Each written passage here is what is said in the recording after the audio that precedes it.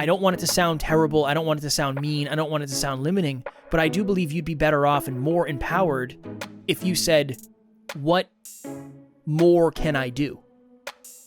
Instead of, I can do anything I set my mind to.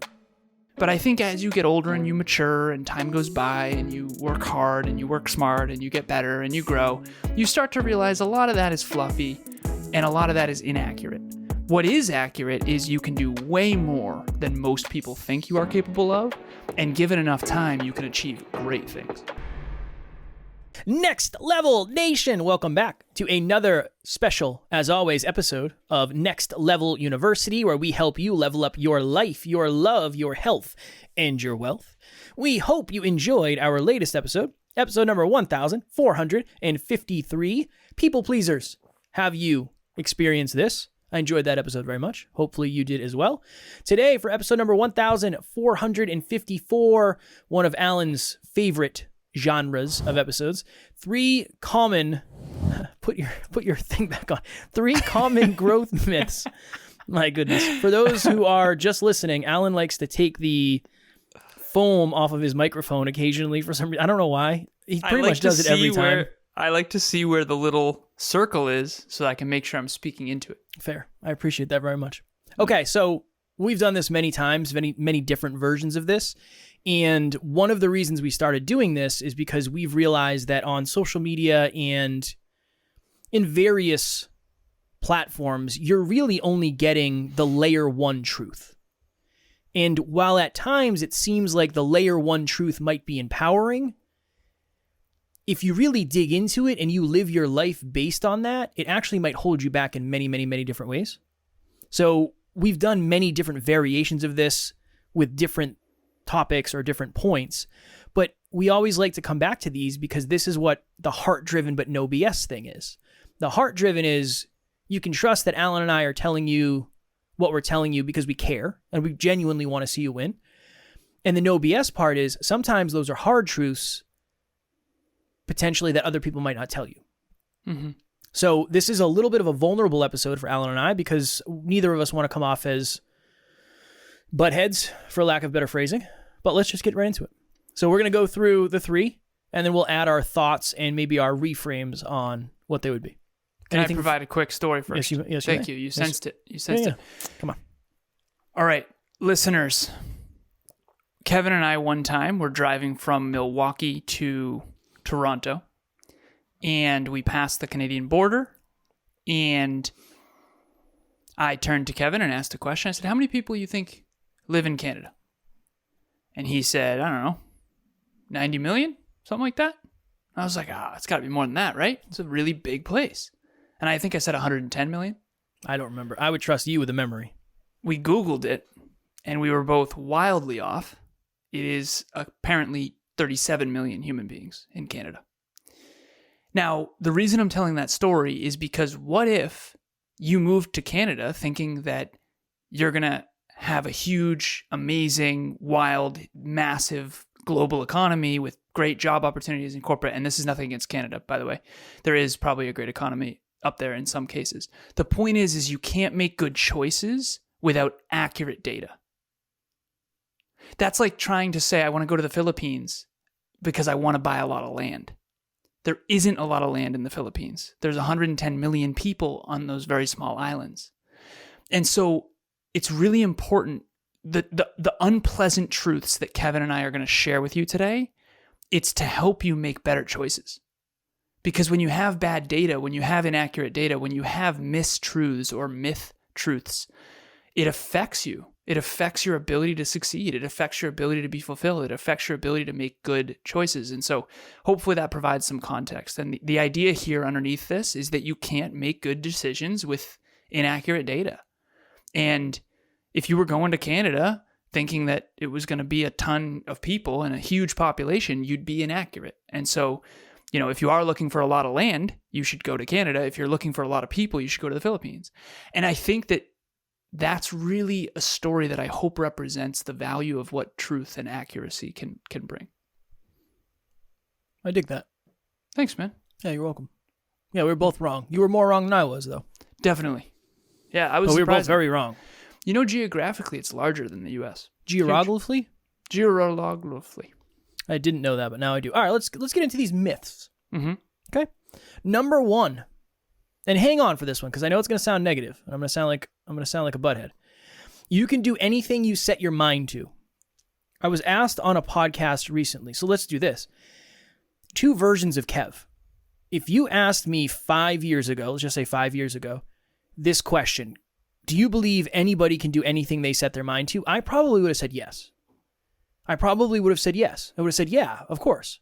If you work really hard and you believe in yourself and you surround yourself with the right people, you can do anything you want.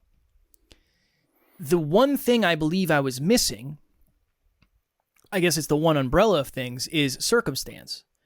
Alan and I were born in the U.S., which is the freest country in the world, and we have access to high-speed internet, and we can plug our laptops in and see each other in 4K in different states.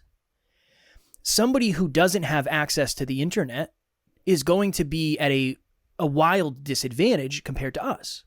In some ways, we're ahead of, we're privileged when it comes to that. Mm-hmm. You can do many of the things you set your mind to for sure. But it does at some time, I believe, become disempowering if you are shooting for stuff that just isn't humanly possible for you. Now, of course, there's always someone that makes it that nobody ever thought would make it. But statistically, the number is so low that it most likely isn't going to be me.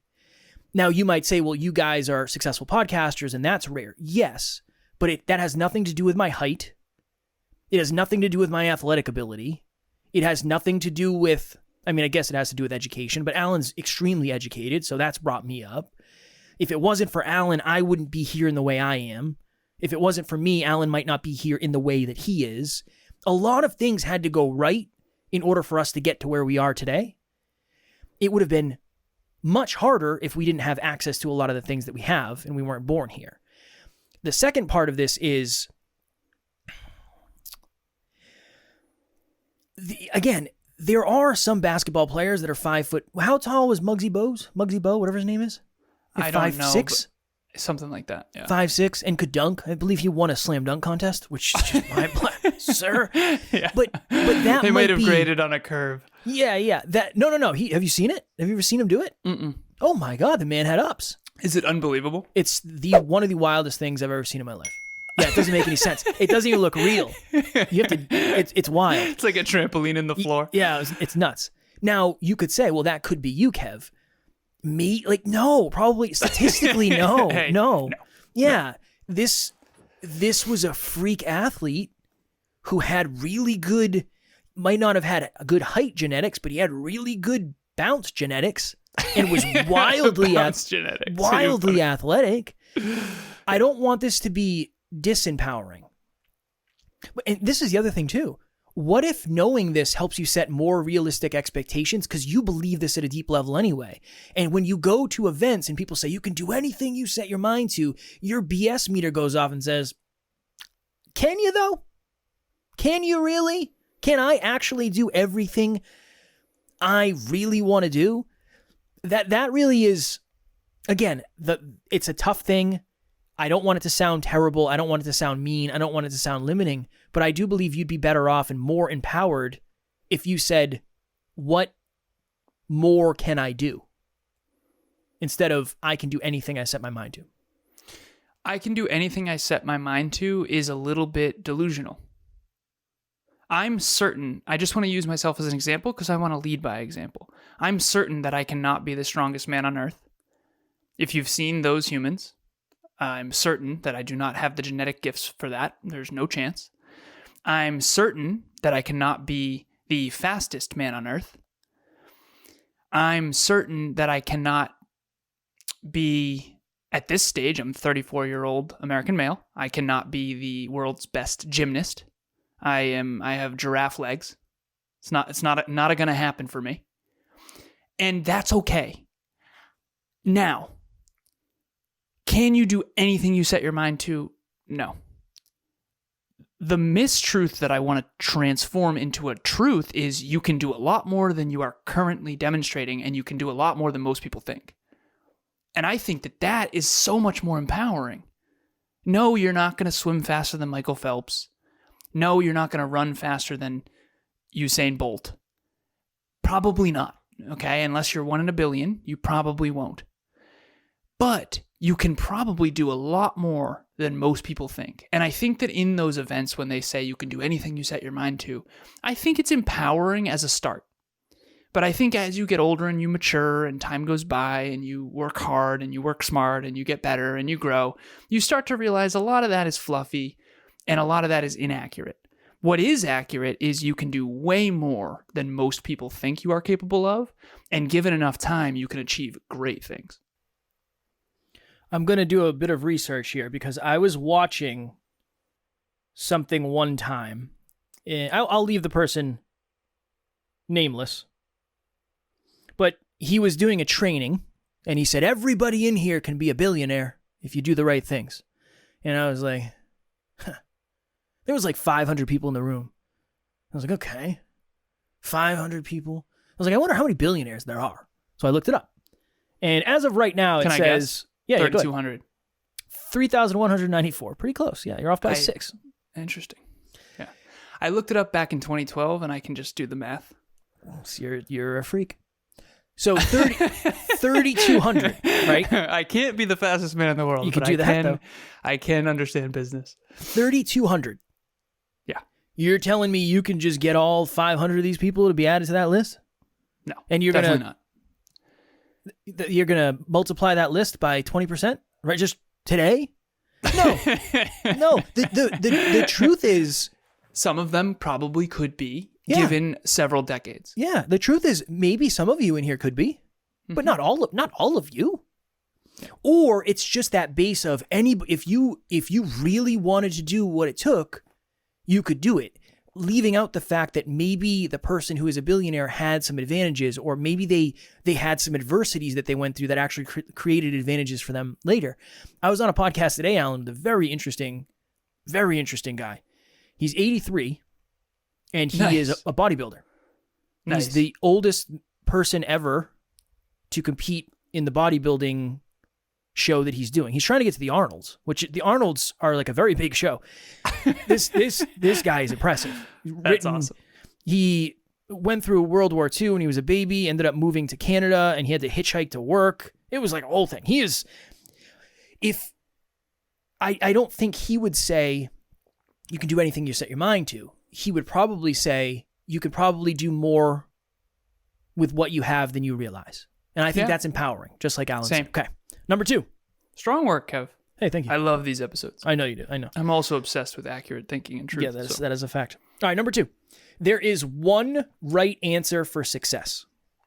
I was on a podcast the other day, and one of the questions that I get asked often, because it's in my bio, is, can you really succeed without struggling? And I always smile when they ask me that question. That's one of my favorite questions. And I said, I always want to preface it with this. The size of your goals will dictate the size of your struggle. If I wanted to just have an okay podcast for the rest of the time, Alan and I would cut back to an episode a week. That's easy. That's not that much of a struggle. I wouldn't have to worry about growing the business. Life wouldn't be that hard, all things considered. But obviously it is based on our goals. And we had a dialogue on that. And she said, and this great podcast, she said, what do you think of the monks who live in caves that say everything should be easy and we can make it that way? What do you think of that advice? And I said, well, maybe, number one, maybe they believe that. I'm not arguing that they don't, but there's probably not a lot going on in the cave. If that's really what their life is like, there's probably not a lot going on.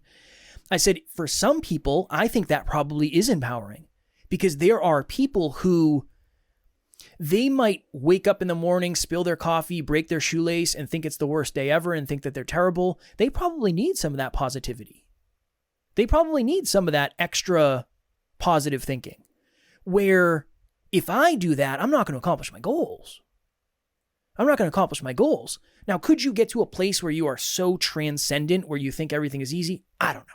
I don't plan on ever getting there. I don't know if I even aspire to get there. I go to the gym and lift heavy. That's always going to be heavy and hard, most likely. But I said it's polarity. Some people need the advice of, hey, if you don't get it together, you're going to lose.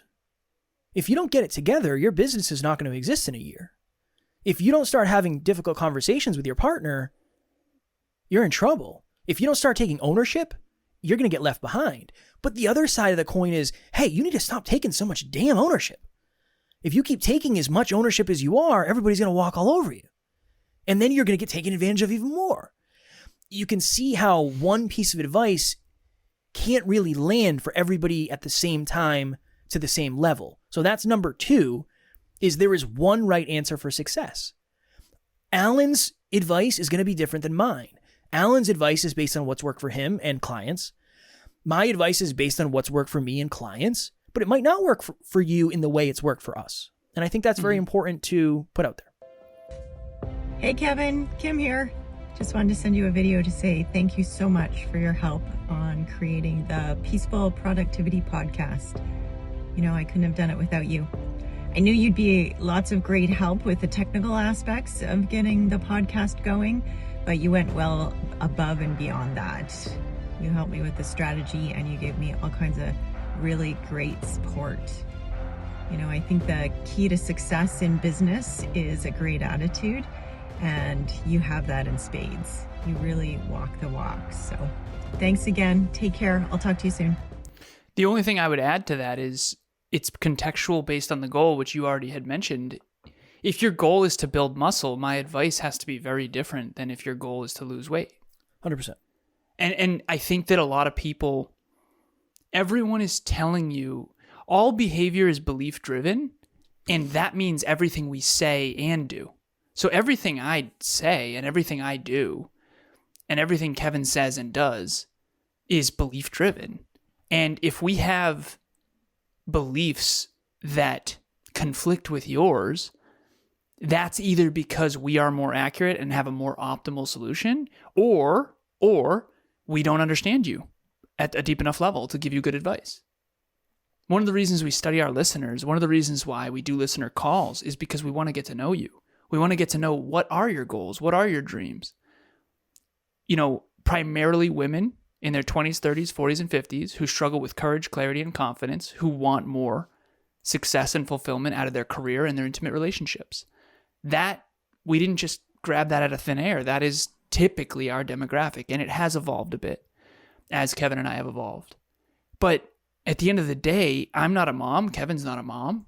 We aren't women. We don't understand, and we don't know what advice to give you in the mom realm or those kinds of things. And so at the end of the day, there is no one size fits all approach to success because there is no one version of success.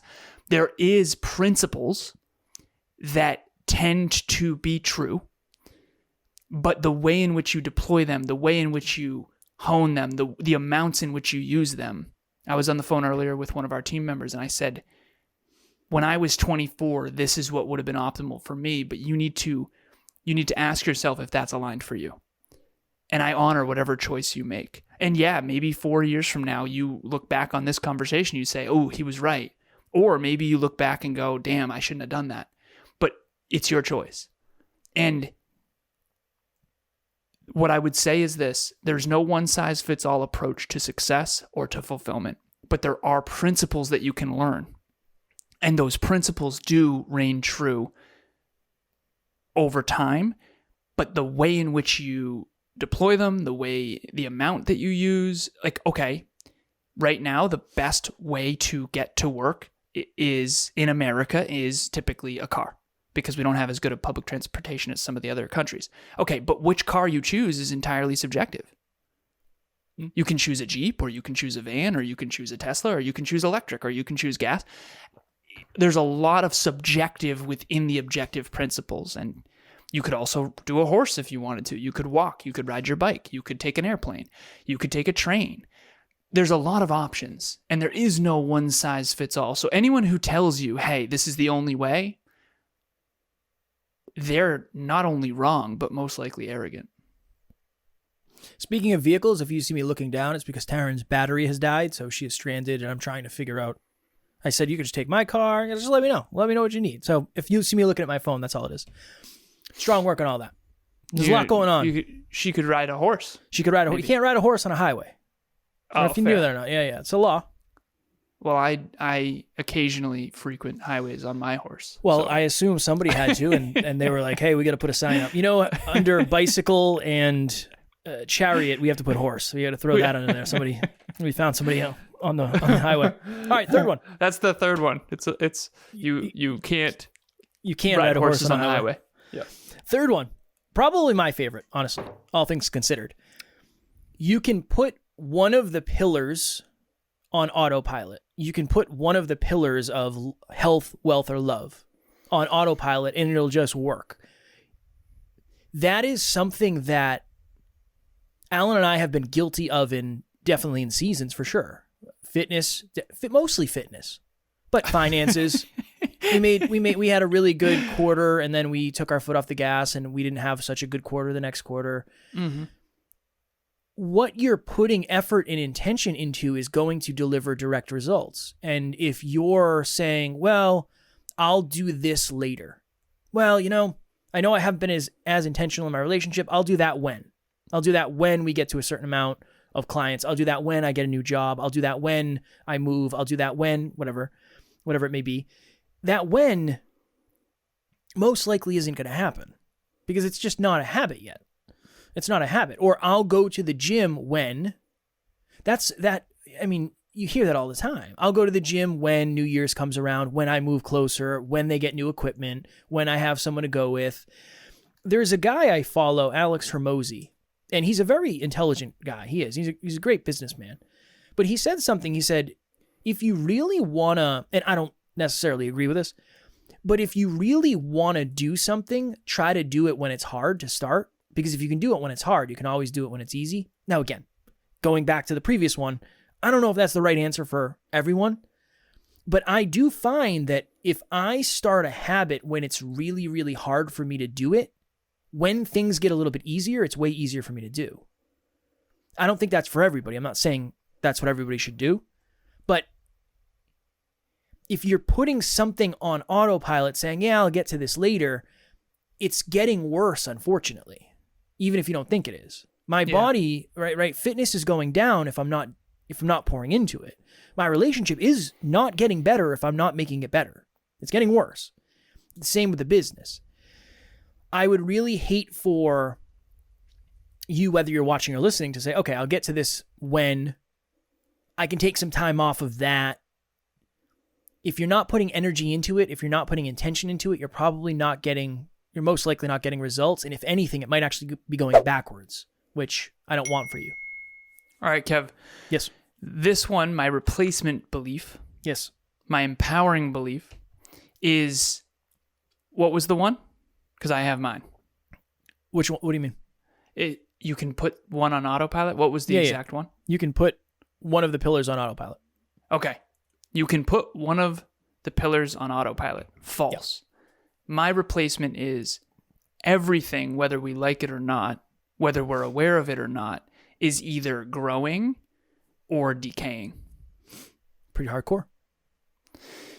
So if you are focused on health and wealth, but not your intimate relationship is coasting, which means it's probably coasting downhill.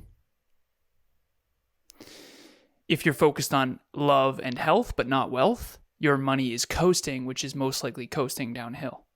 Even people who have investment accounts that are building wealth over time, they still have to reallocate the funds. They still have to check in every quarter.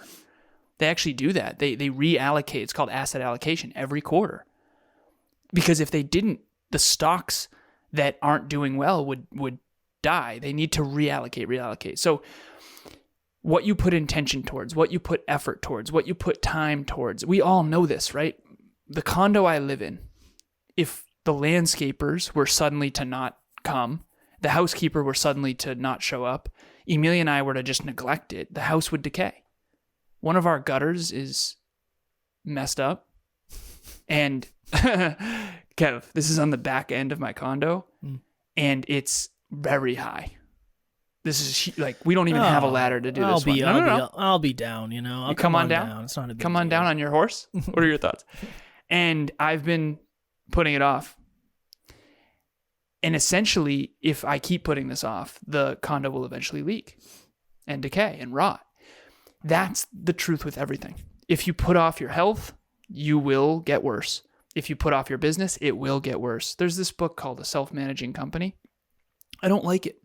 It's not true. It's not real. Now, can you lead leaders and then leaders run your company? Yes.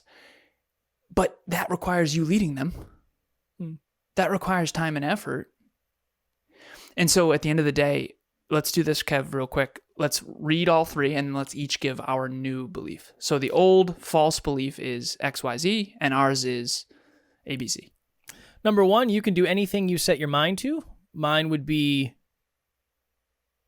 if you do the right thing that you're supposed to be doing, you can be way better at that than many other people. Just make sure you find the right thing. Fire. Mine would be, you can't do anything you set your mind to. No one can, because we all are born different. But you are capable of far more than you and most people realize if you are consistent over a long enough period of time. I dig that. Number 2, there is one right answer for success. I would say there are many fundamentals that cross over that would be beneficial to all of us. But every patient needs a different dose and a different medicine. Well said. Yeah, thank you. Good luck. Well said. Good luck. What do you got? Mine would be, what was it again? The one? There is false one right answer for success. Trust me, I couldn't say my reframe if you asked me. I don't even remember what I said. It's already done. There is one right answer for success. There are fundamental principles to success. That's what I said. You can't have that. I'm not done yet. Okay. There are fundamental principles to success that apply to all of us, but the way in which we deploy them and understand them needs to be unique to us and to our goals. Not terrible. Well, you know.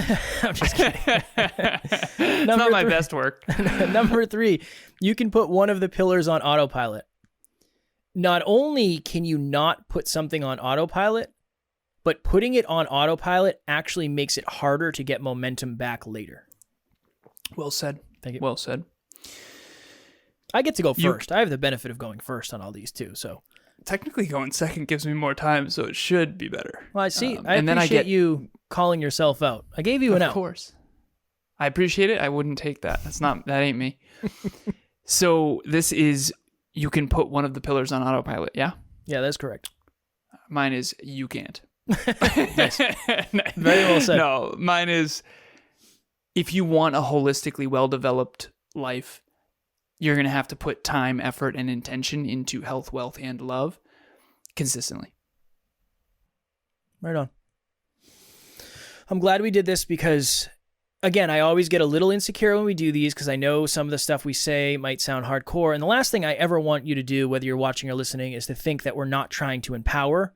But I've just seen some of these things go, some common mistruths, even though they're layer 1, if you build your life around that, if you build your strategy around that, you might be in trouble. So we want to make sure we help you avoid that. Always, always, always, always. Go ahead. I love these episodes. I know that. Those I are know great. that. Yeah.